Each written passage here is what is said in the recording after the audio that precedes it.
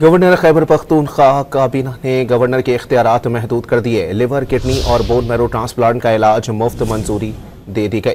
तफसीलात जानते हैं डॉन न्यूज के नुमाइंदे आरिफ हयात से। आरिफ, मजीद बताइएगा।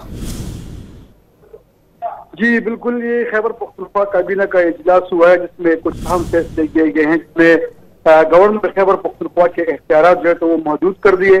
यानी गवर्नर इंस्पेक्शन टीम को सूबाई इंस्पेक्शन टीम में जम कर दिया गया। इसके अलावा लीवर, किडनी और जो बोन मैरो ट्रांसप्लांट है उसका मुफ्त इलाज करने की मंजूरी दे दी गई है।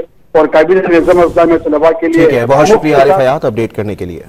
जी बिल्कुल, ये खैबर पख्तूनख्वा काबीना का इजलास हुआ है जिसमें कुछ अहम फैसले किए गए हैं, जिसमें गवर्नर खैबर पख्तूनख्वा के इख्तियारात जो है तो वो महदूद कर दिए। यानी गवर्नर इंस्पेक्शन टीम को सूबाई इंस्पेक्शन टीम में जम कर दिया गया।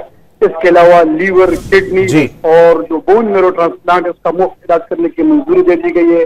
और काबीना ने जमा तलबा के लिए बहुत शुक्रिया आरिफ हयात अपडेट करने के लिए।